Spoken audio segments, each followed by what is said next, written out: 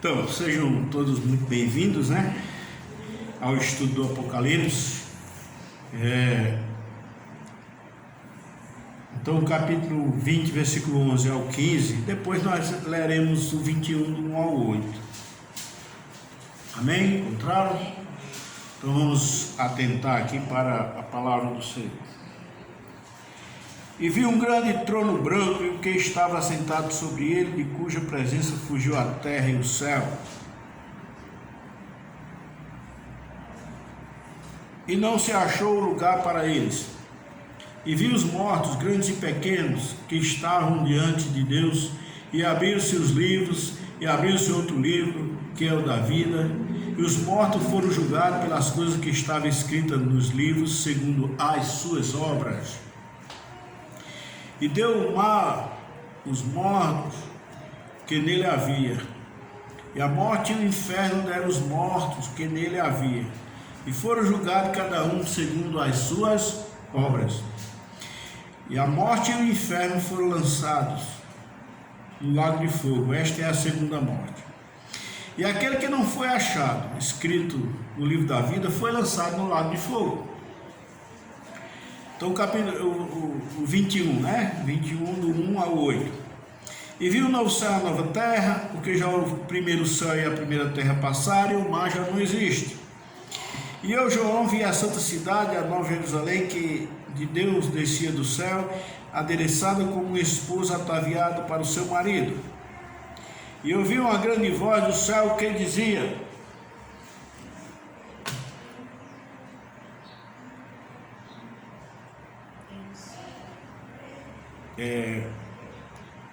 Eis aqui o tabernáculo de Deus com os homens, pois com eles habitará, e eles serão o seu povo, e o mesmo Deus estará com eles, e será o seu Deus. Deus limpará de seus olhos toda a lágrima, e não haverá mais morte, nem pranto, nem clamor, nem dor, porque já as primeiras coisas são passadas. E o que estava assentado sobre o trono disse: Eis que faço nova todas as coisas, e disse-lhe: escreve todas as coisas, e disse-me: escreve, porque estas palavras são verdadeiras e fiéis. E disse-me mais: está cumprido, eu sou o alfa e o ômega, o princípio e o fim. A quem quer que tiver sede, de graça lhe darei da fonte da água da vida. Quem vencer dará todas as coisas, e eu serei seu Deus, e ele será meu filho. Mas quanto aos tímidos, aos incrédulos, aos abomináveis, aos homicidas, aos que se prostituem, aos feiticeiros e aos idólatras, e a todos os mentirosos, a sua parte será no lago que arde com fogo e enxofre, o que é a segunda morte. Deus coloca no nosso coração a sua santa e bendita palavra, Então nós temos aqui, irmãos, primeiro o julgamento dos mortos, e depois novos céus e nova terra. Então a Bíblia diz que Jesus vai julgar os vivos e os mortos, Capítulo 4 de Timóteo. E a gente sabe que o julgamento dos vivos já aconteceu na vinda de Cristo. Está registrado em Mateus 25, e que todas as nações virão perante ele, e 1000 anos depois é que acontece o julgamento dos mortos, a ressurreição dos injustos, a ressurreição dos injustos. A Bíblia diz que haverá a ressurreição dos justos e dos injustos, Atos 24, 15. E aí os justos ressuscitarão no arrebatamento e na vida de Cristo, e os injustos ressuscitarão no fim dos 1000 anos aqui para ser julgados. Quando a palavra de Deus fala em grandes e pequenos, a gente tem o entendimento de que se refere tanto aqui se refere só aos ímpios, mas grandes e pequenos a gente sabe que se refere à posição social, à riqueza, Você passa por um mendigo, para você não existe ninguém. Mas de repente, se passar alguém de posição, você sabe que é uma pessoa grande, né? Então, grandes e pequenos, quando a Bíblia diz, é isso. Aqui diz, né? Que e viu os mortos, né? Versículo 12, 20, 12, grandes e pequenos, né? Nós temos trecho falando sobre grandes e pequenos, referente aos salvos, em Apocalipse 11, 18. Porque tem grandes e pequenos, que surgir aí uma doutrina que ser pobre é um dos requisitos para ir para o céu. Não é, né? A gente sabe que tem, tanto aqui está mostrando que no julgamento dos mortos, grandes e pequenos, como pessoas grandes também vão para o céu.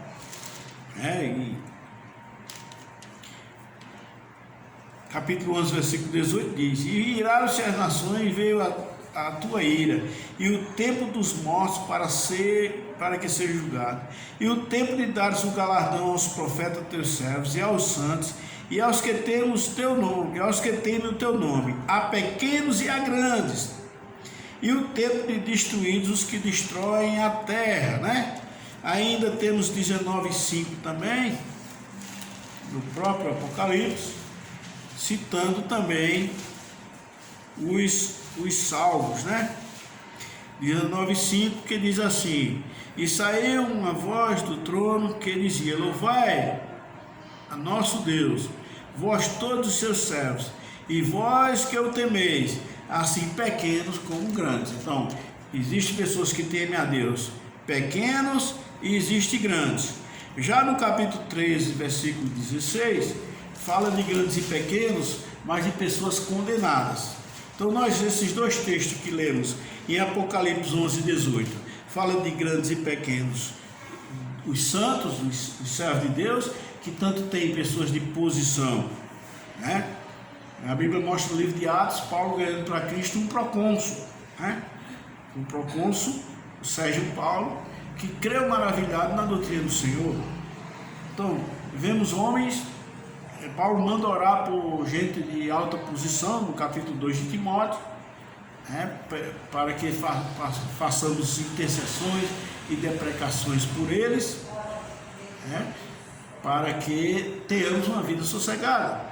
Porque aí cita assim, porque Deus quer que todos os homens se salvem, né? Todo tipo de homem ali, mostrando que é todos sem distinção, até rico ou até pobre. Então tem gente que acha que a salvação era para os pobres, né? Vê as doutrinas aí, que isso, mas nós já vimos que tem tanto grandes, tanto pequenos como grandes no meio dos santos, no meio dos salvos.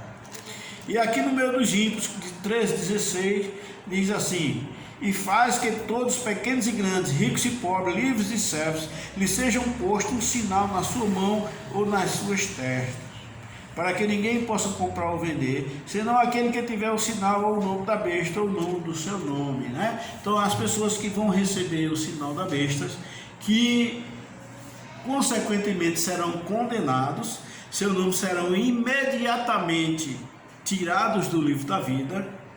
Essas pessoas têm tanto grandes como pequenos, tanto vai aceitar os ricaços, os poderosos, como vai aceitar aqueles que vivem catando lixo, que são pessoas pequenas diante da sociedade. Então, quando a Bíblia no Apocalipse fala grandes e pequenos, se refere, irmãos, a estes grupos. Ainda sobre os ímpios, Apocalipse 19, 18, ainda tem outra referência.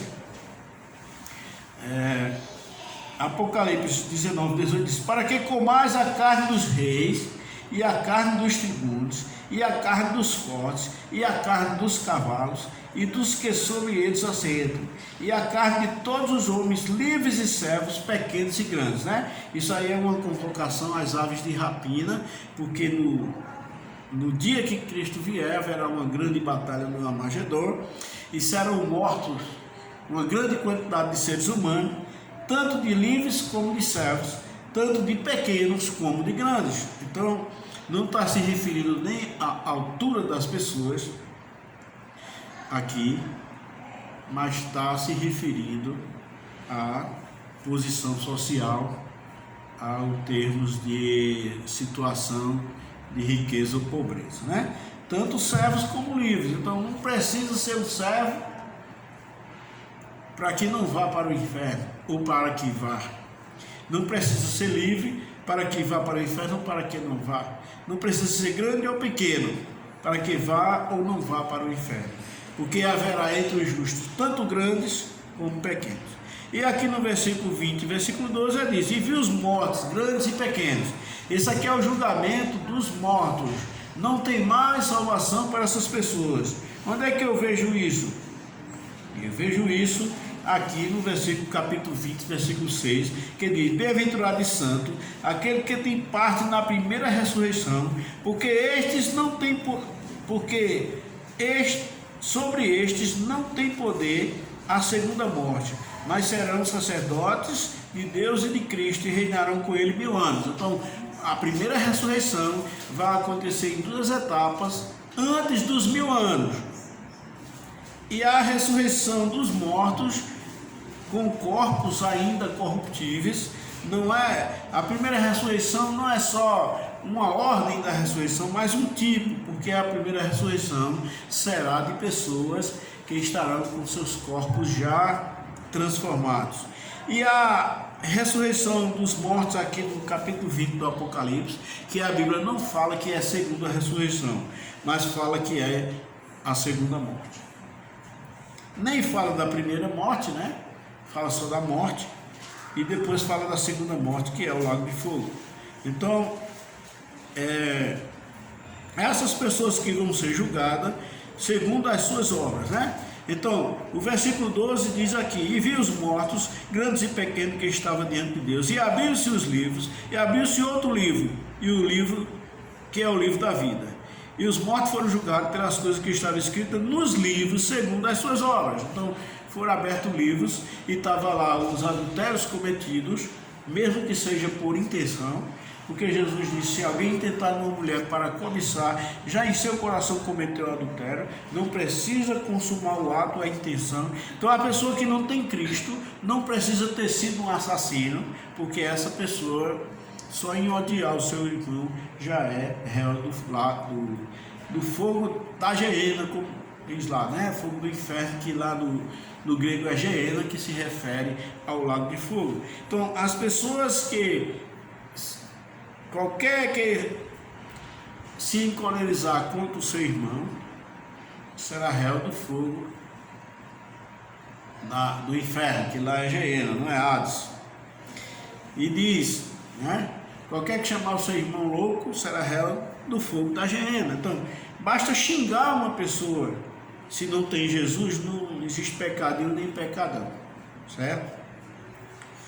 Então a gente viu lá o homem orando no templo junto com o publicano, e ele disse: nunca matei, nunca roubei, né? Não sou ladrão, não sou adúltero, nem sou igual a esse.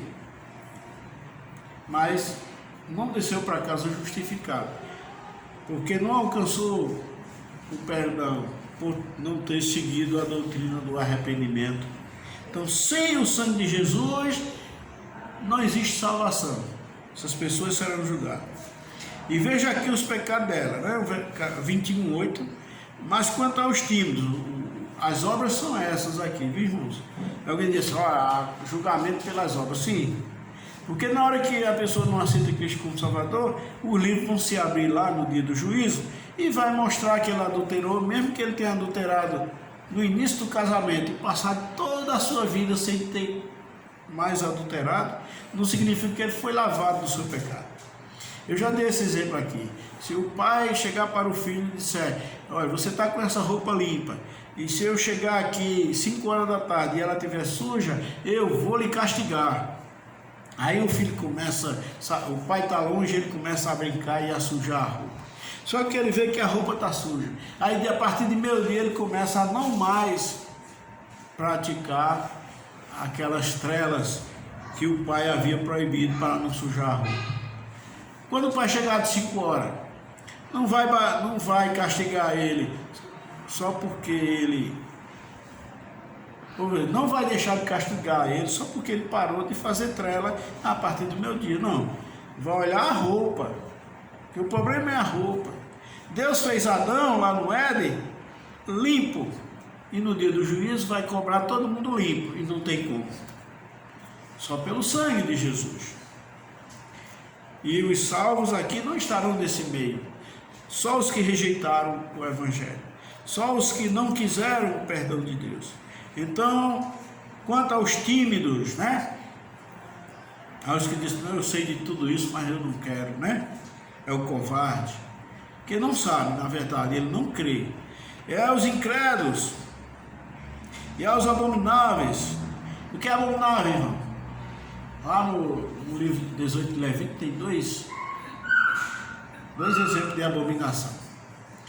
Qualquer que se deitar com a mulher do seu próximo cometeu abominação. Quando o homem se deitar contra o homem, cometeu abominação. Então, são os abomináveis. Ontem eu vi um cara de depoimento, eu passei 4 anos, ninguém viu ninguém oprimir homossexuais nesses 4 anos que passou, né? Foram 4 anos difíceis para nós, porque certamente não tinha dinheiro para eles fazerem as passeatas deles, né? Não sei se era isso. Foram 4 anos difíceis para nós. Difícil vai ser aqui, se não se arrepender. São os abomináveis, aos homicidas, que não precisa ter matado, só odiado, né? Como diz a palavra de Deus, que João diz, qualquer que odeia seu irmão é um assassino. E aos que se prostituem, e aos feiticeiros, né? O que é feitiçaria? É você colocar sua confiança. Tem gente que faz feitiçaria até com a santa ceia deles, né? Que quando toma parece que engoliu uma alavanca. Ao invés de fazer um culto de memória à morte de Cristo, faz uma cerimônia, né? Porque aprendeu isso de Roma, né? Geralmente quase todo evangélico é um ex-católico, e quando toma a ceia aprende aquele negócio de achar que aquilo ali causa algum efeito. Então, qualquer coisa que você coloca confiança em obras feitas, isso é feitiçaria, né? Farmaqueia. E aos idólatras, idólatra está no meio. Todos os pecados citados nas escrituras, irmão, não falta idólatra, né? Quando diz lá que não arderá o reino dos céus, está lá, os idólatras. Não tem tanta gente procurando fazer o bem às pessoas aí, né? Até juntando feira para dar para as pessoas, mas é um idólatra, adora ídolos. E isso, aquilo que ele faz não lava o seu pecado. E a todos os mentirosos.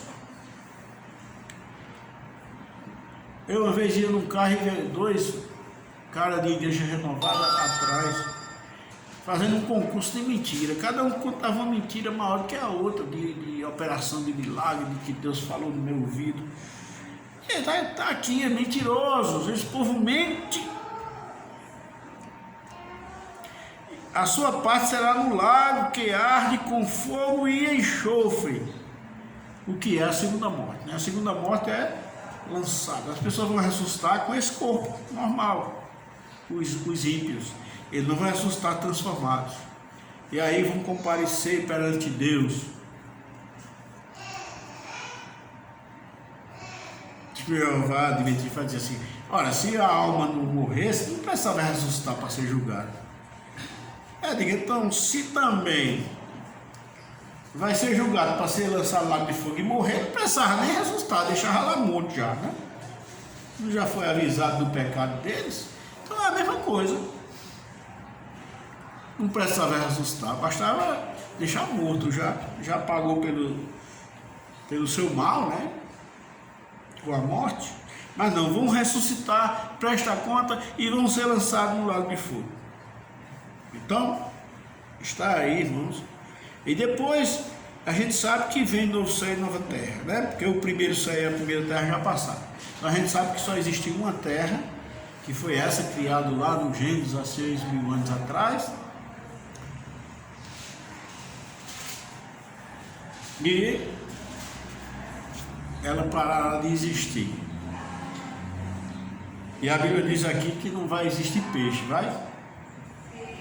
Porque aqui diz, a primeira diz assim, e viu um novo céu e uma nova terra, porque já o primeiro céu e a primeira terra passaram, e o mar já não existe, né? Eu acredito que os animais aí, no milênio eles existirão, mas que quando vem novo céu e nova terra, do jeito que não existirá os peixes do mar, certamente não existirá os animais na eternidade, apenas os homens transformados, os anjos eleitos de Deus, aqueles que não decaíram junto com Satanás, o Pai, o Filho, e aí, né, Deus na sua essência, na sua triunidade, o Pai, o Filho e o Espírito Santo, e viveremos eternamente, né? Nós poderemos botar aqui na primeira pessoa do plural, viveremos, né? Porque nós estaremos lá por causa do sangue de Jesus, não é porque nós merecemos, certo, irmãos? Então, irmãos, o que ocorrerá? João viu tudo isso, viu a condenação dos ímpios, ele viu grandes e pequenos, né? Quando ele viu ali, viu Herodes, viu Pilatos, viu pessoas que tinham sido reis, mas viu também o mendigo, que ele via pedir esmola na sua rua, porque está entre esse grupo, porque não se arrependeram. E hoje, né, outro exemplo que eu já dei para vocês, né, que uma vez a gente ia num caminho e de uma vez só nós fomos xingados por um rico e por um pobre, né? O rico passou no carro e começou a fazer bangossa, que viu a gente com a Bíblia, passou num carrão lá, não era um carrinho simples não. Depois lá na frente passa um mendigo todo maltrapilho, com um saco sujo nas costas, e xinga a gente, chama um palavrão com a gente. Então é um grande e um pequeno. Tem pessoas que vão para o inferno que são grandes e são pequenos, que não querem o Evangelho de Jesus Cristo. A gente tem que ter uma visão, irmão, sobre esse povo também, né? Pastor Diego também já falou do testemunho dele, que foi lá pregar para uma pessoa de rua lá. E ele disse que o outro amigo dele ficou de longe e ele lá pregando para ele. Aí o povo lá em cima soltou alguma coisa na calça do camarada de rua. O cara olhou para o povo, olhou para o pastor, olhou para a calça, aí pegou o colchão, se levantou e debaixo do colchão uma pistola, botou e foi. Mas o pastor foi pregar para um pequeno, né? De certo conceito, um pequeno, né? Então, irmãos, é pequenos e grandes, e a gente tem que, né? As igrejas poderiam ter um programa para alcançar esses pequenos também, né? Para acolher e pregar. Mas para isso é necessário que os outros, né, cheguem, né, a contribuir para que isso aconteça. Então, Deus quer que todo homem se salve, né? Como diz lá Deus quer que todos os homens se salvem, né? Então lá é todos sem distinção, não é todos sem exceção, né?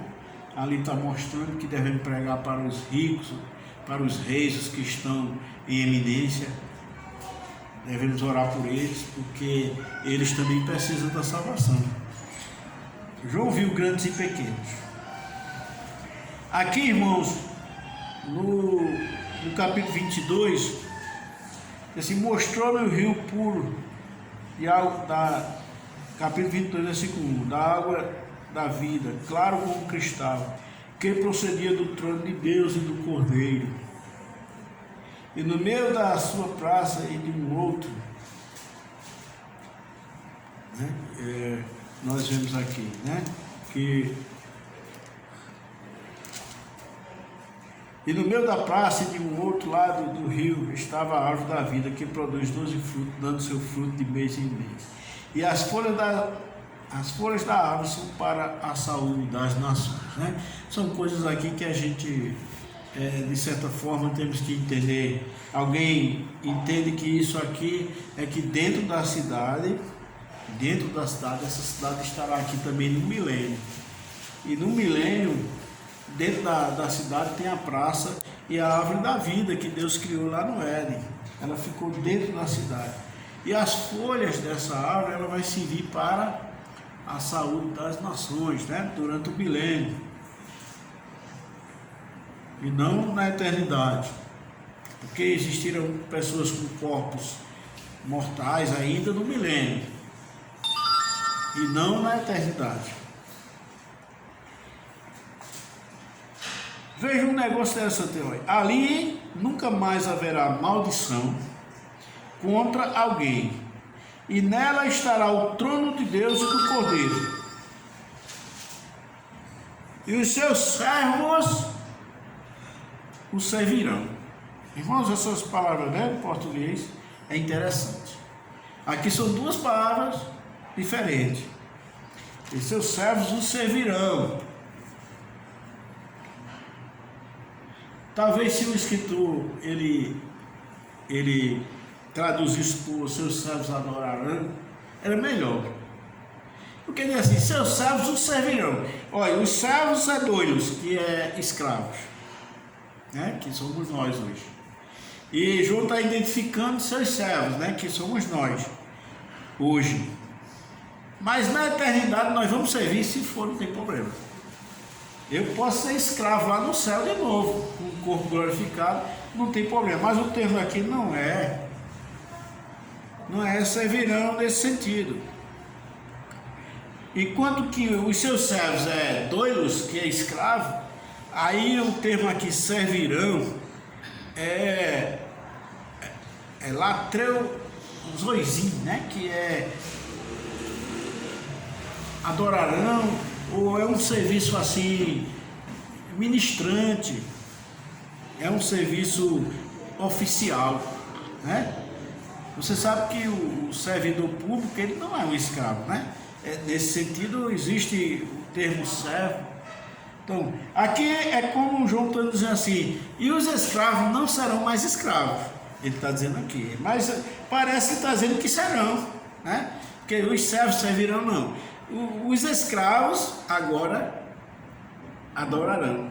O termo não é doilosim, né? É sim, doilosousim, porque isso seria doilosousim do grego, para dizer que os escravos estarão ali escravizados de novo. Não, ele aqui está dizendo que os escravos não serão mais escravos, porque vão servir diferente. E alguém poderia traduzir isso assim por e os seus servos o adorarão. Esse mesmo termo é em Atos 7,7, né? Quando o escritor, no discurso lá de Estevão, ele cita esse mesmo termo, né? Latreuzosim, que é capítulo 7, versículo 7 de Atos. E eu julgarei as nações que eu os tiver escravizado, disse Deus, e depois disso sairão e me servirão neste lugar. Então, foi isso que Deus falou com Abraão, né? Abraão, tua descendência vai passar 400 anos na terra distante, vão ser escravizados, que é lá no Egito, mas eu vou julgar a nação que os escravizou, e depois eles virão e, o que é que diz aqui? Servirão, me adorarão nesse lugar. Não é? Deus não tirou o povo de Israel do Egito para ser seus escravos. Então Deus não nos salvou, nós éramos servos, mas agora não somos servos escravos hoje. Mas assim, os seus servos não serão mais escravos. O que quer dizer aqui? Porque adorarão, é um serviço diferente da escravidão. É isso que está no vocábulo verdadeiro, né? O versículo 4 diz aqui, porque há uma promessa do Sermão do Monte, que diz assim: bem-aventurados, limpos de coração, porque eles verão a Deus. Aí aqui cumprimento disso, 22:4. E verão o seu rosto, e nas suas testas estará o seu nome. Irmãos, veremos a Deus, mas não com esse corpo. Irmãos, esse corpo não aguenta ver o rosto de Deus. Tem que ser transformado, né? Para dizer aqui, e verão o seu rosto. Aí sim, lembra do profeta Moisés, né? O maior profeta do Velho Testamento, que segundo a Bíblia ele só não é maior do que João, o Batista, né? Do nascido de mulher. Ninguém nasceu maior que João, né? Ninguém nasceu maior que João, porque João já nasceu com o Espírito Santo habitando nele, e Moisés não, né? Nenhum nasce já com o Espírito Santo habitando nele. E por isso que João, dos nascidos de mulher, ninguém não há maior que João. Mas Moisés é considerado o maior profeta, né? Do Velho Testamento. E pediu para ver Deus, mas Deus disse: nenhum homem verá o meu rosto e viverá. É porque não aguenta só estar perante a glória de Deus. Lá no monte, Moisés, quando desceu, estava encandeando o povo, a glória de Deus refletindo nele, ele estava encandeando. Foi preciso botar um véu para não encandear o povo, para você ver como é. Ele viu a glória de Deus, e se ele visse o rosto de Deus, eu acho que ele estourava, não suportava, né? Mas com esse corpo que nós teremos após o arrebatamento, a Bíblia diz: e verão o seu rosto, né? Apocalipse 22:4, e nas suas testas estará o seu nome, certo, irmão?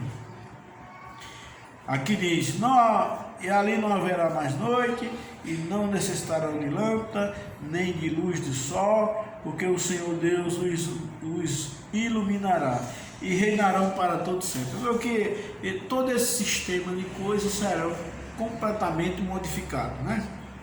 Nem sol, nem estrela, nem nada, porque a luz é a única luz mesmo de Deus, e será uma vida eterna com grande alegria, permanente felicidade, e não haverá mais maldição.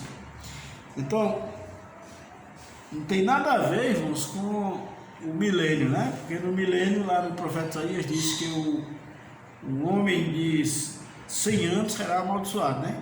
Quem morrer de 100 anos será amaldiçoado. Como assim? Isso é tão ruim que morreu novo. É dito isso lá em Isaías, que no milênio quem morrer com 100 anos será amaldiçoado, porque o povo vai dizer: morreu de ruim com 100 anos. E aqui diz que não haverá mais maldição. Então, essa ideia de que o milênio vai ser do céu e depois vai descer aqui para a terra, como diz os adventistas, é uma balela de Ellen White, né? Totalmente fora do ensinamento da Santa Palavra de Deus. Então é importante que a gente entenda toda essa situação para não cair nas contradições, né, dos que andam fora da Palavra de Deus. Em capítulo 7, versículo 15 do Apocalipse, ainda tem falando sobre esse tipo de adoração, que não é, ou esse tipo de servidão que não é escravidão, né? 7,15 também tem o vocábulo, esse vocábulo grego, né? Laitrozoizinho, né? Que é um tipo de servidão que não é escravidão. É 7,15 que eu falei, né? Que diz assim: por isso estão diante do trono de Deus, e o servem de dia e de noite no seu tempo, e aquele que está sentado sobre o trono os cobrirá com a sua sombra, né? Então esses servem aqui também não é doilozinho, né? Que é escravidão. Então na eternidade não haverá escravidão. Quando eu disse seus servos os servirão, é como se ele estivesse dizendo seus escravos, que somos escravos hoje, que Paulo diz assim, Paulo, servos de Jesus Cristo, né? Paulo, apóstolo de Jesus Cristo e servo de Deus, né? Apóstolo e servo de Jesus Cristo. Ele está dizendo que ele é escravo, ali o vocábulo é doilos. A vida do crente hoje é uma vida de escravo de Deus. A gente nós não somos donos de nós mesmos. Assim como o ímpio que não conhece a Deus é escravo do mundo, o crente é escravo de Jesus Cristo, né?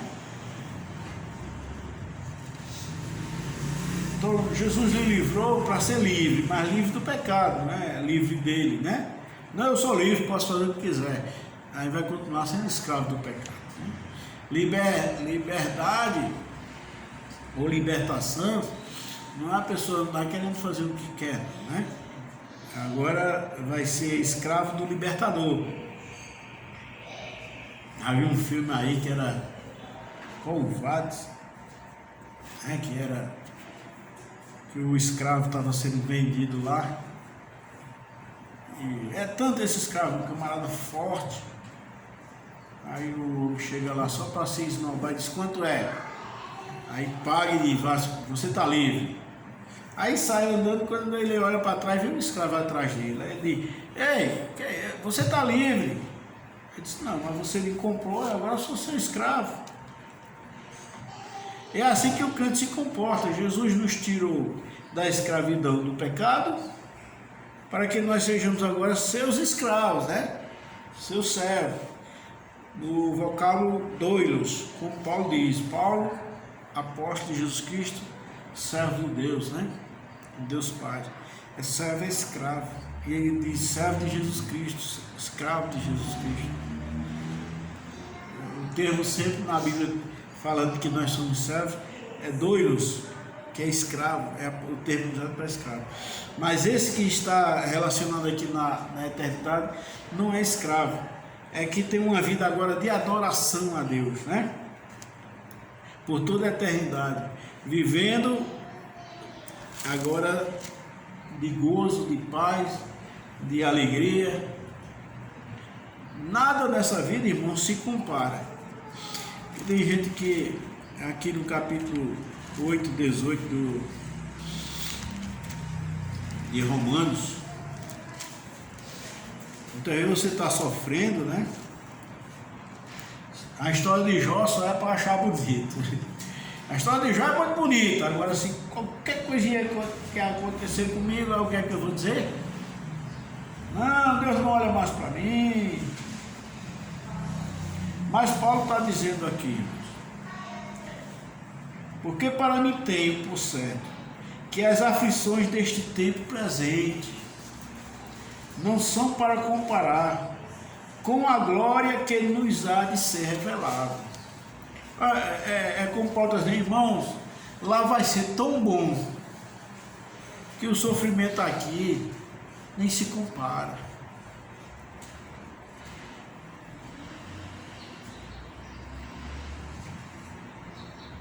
Mas hoje em dia, né, com essas pregações que tem por aí, qualquer coisinha que acontece na vida do crente, ele toma logo choro, né? Não aceita a vontade de Deus na sua vida. Então é necessário que a gente possa entender essa questão, né? Esse final do Apocalipse, né? Que ainda vamos ter mais um sobre a recomendação final de Deus para os crentes, a finalidade do livro, né, a conclusão, que é já ainda no capítulo 22, mas nós temos aqui o final para todos, a condenação dos ímpios, com seus corpos mortais sendo lançados no lago de fogo, onde o profeta Daniel fala que existe um tormento eterno, né? No capítulo 12 do profeta Daniel, E aí nós não podemos negar aquilo que Deus está dizendo. Como é que eu vou negar o que a palavra de Deus está dizendo? Então, Daniel 12,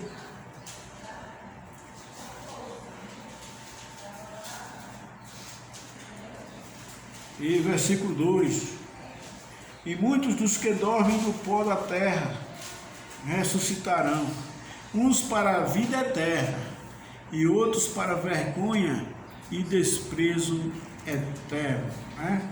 Desprezo eterno. Ninguém sente vergonha nem desprezo inconsciente. Então, pode ser que esses corpos aqui são corpos mortais. Quando eles foram lançados no lago de fogo, então é a segunda morte. Essa pessoa vai morrer, né? Mas a sua alma vai continuar ali no desprezo. Se vai ser sentindo dor ou não, né? O tormento eterno pode se referir a quê? Ao desgosto, né? Porque eu digo a vocês que as pessoas hoje que estão lá no Hades, no lugar onde os incrédulos estão, elas têm a mesma posição que tinha quando viviam. Porque o rico, quando dialogou com Abraão, achava que ainda estava dando ordem, mandando Abraão mandar Lázaro lá, né? Ele ainda lá queria que fosse do jeito que ele achava. Disse para Abraão: se um dos mortos for lá e disser a eles acreditarão. E não aceitavam o que Abraão dizia. Não, tem Moisés e os profetas, ouçam. Não, Abraão, mas se um dos mortos for, quer dizer, ele continuava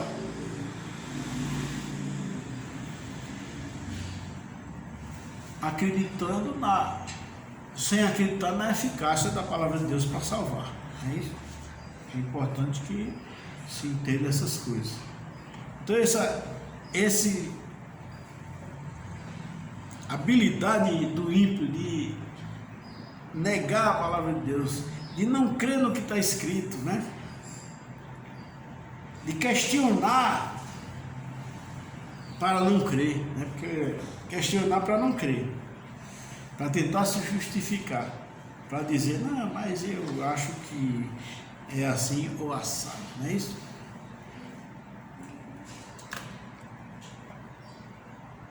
Tem gente que diz assim, cada um tem a sua posição, né? Alguém que diz assim, olha, cada um serve a Deus do jeito que acha certo. Então, essa pessoa está rejeitando Deus, né? E está justificando Caim. Então, Caim e Abel, cada um foi servir a Deus do jeito que achava certo, do jeito que ela disse. Cada um serve a Deus do jeito que acha certo. Agora, Deus aceita isso? Não. Porque se ele aceitasse, ele teria aceitado a oferta de Abel e de Caim. Então, alguém que abre a boca para dizer um negócio desse está se comportando como um advogado de Caim. Então, está aqui, nesse meio aqui estará toda a humanidade, né? Acredito aqui que bilhões de pessoas estarão aqui.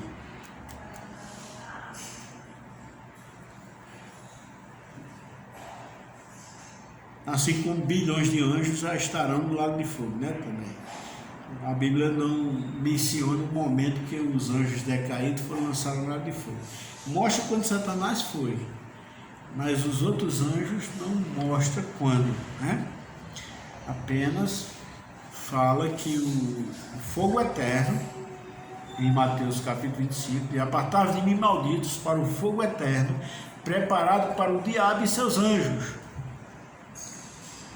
Mas a Bíblia, nem mesmo no Apocalipse, está retratando, está mostrando o momento em que os anjos